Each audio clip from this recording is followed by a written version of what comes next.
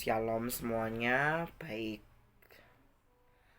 Kalau Bapak Ibu senang dengan sebuah judul khotbah, saya ingin menyampaikan dengan sebuah tema nubuatan untuk tahun 2024, yaitu tahun mimpi dan penglihatan yang benar terhadap kebenaran firman Tuhan. Saya ambil dari kitab Yoel pasal yang kedua ayat yang ke-28. Demikian bunyi firman Tuhan. Kemudian daripada itu akan terjadi bahwa aku akan mencurahkan rohku ke atas semua manusia, maka anak-anakmu laki-laki dan perempuan akan bernubuat. Orang-orangmu yang tua akan mendapat mimpi, dan teruna-terunamu akan mendapatkan penglihatan. Nah, dari sini kita dapat belajar bahwa kita harus mempunyai perspektif dan mindset yang benar terhadap kebenaran firman Tuhan. Seperti yang saya katakan dalam pesan gembala itu, yang pada tanggal 1 Januari 2024 ini, saya menyampaikan bahwa hanya dalam masuk tahun 2024 kita harus punya visi, misi yang kuat dan punya sudut pandang, perspektif dan mindset yang kuat terhadap kebenaran firman Tuhan, agar kehidupan kita itu semakin selaras dengan kebenaran firman Tuhan. Nah, di sisi lain, dalam kitab Yoel 2 ayat 28 dikatakan, kemudian daripada itu akan terjadi bahwa aku akan mencurahkan rohku ke atas semua manusia. Semua manusia ini berarti tanpa terkecuali, berarti semua mendapatkan porsi yang sama. Maka anakmu laki-laki dan perempuan akan bernubuat. Nah, saya mendapatkan visi misi ini, yaitu mendapatkan mimpi dan penglihatan terhadap perspektif kebenaran firman Tuhan, yaitu hidup yang selalu berkenan kepada Tuhan, mengikuti step by stepnya rencana Tuhan dalam kehidupan kita, sehingga hidup ini menjadi hidup yang selalu mencari intinya dalam kehidupan ini kita harus selalu hidup berkenan, selalu mencari wajah Tuhan setiap waktu, akan bernubuat, dan orang-orang tua akan mendapatkan mimpi.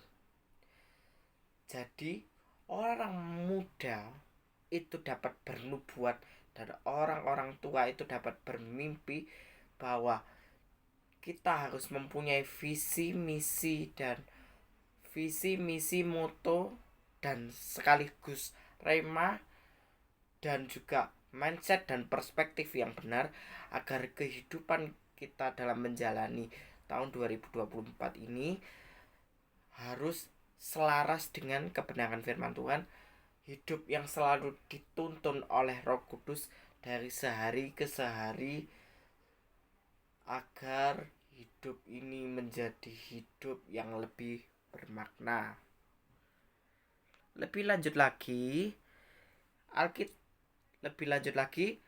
Allah berbicara melalui mimpi kepada anaknya, seperti yang dikatakan oleh kitab Ayub 33 ayat 14 sampai 16 dikatakan, karena Allah berfirman dengan satu dua cara, tetapi orang tidak memperhatikannya, dalam mimpi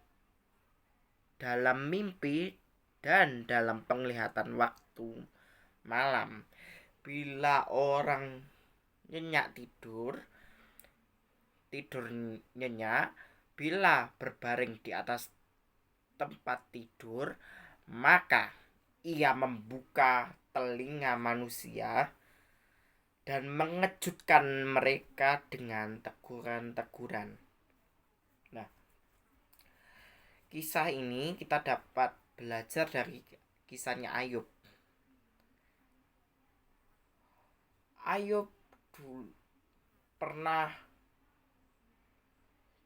Ayub adalah seorang yang jujur, saleh, takut akan Tuhan, dan menjauhi kejahatan.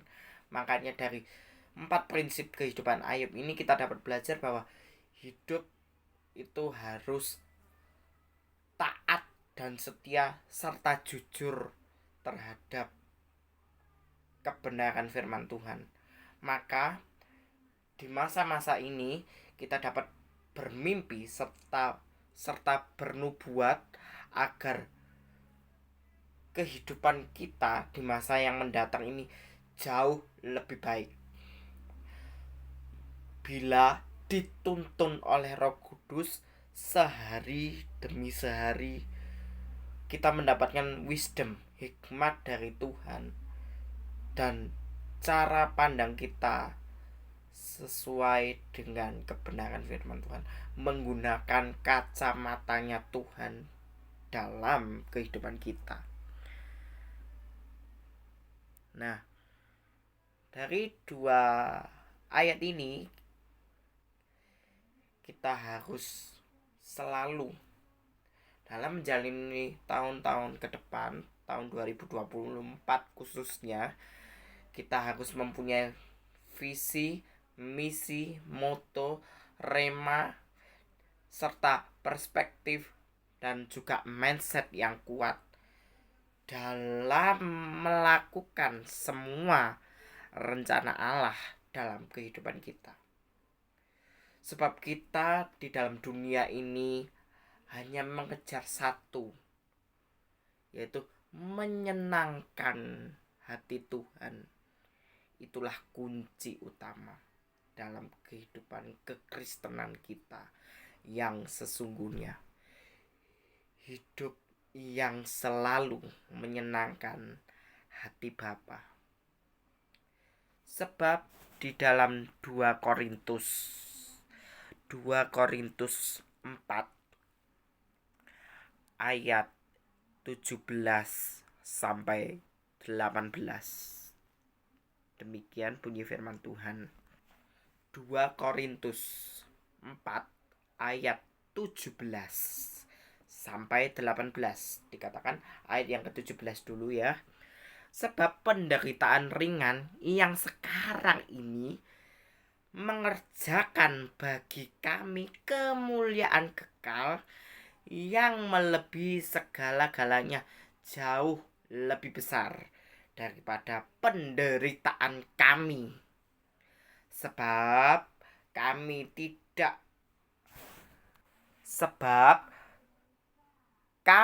tidak memperhatikan yang kelihatan, melainkan yang tidak kelihatan. Sebab karena yang kelihatan adalah sementara, sedangkan yang tak kelihatan bersifat kekal. Nah, dalam memasuki tahun 2024 yang saya namakan tahun mimpi dan penglihatan adalah hidup yang selalu mencari wajah Tuhan setiap hari, melakukan rencana Allah dalam kehidupan kita.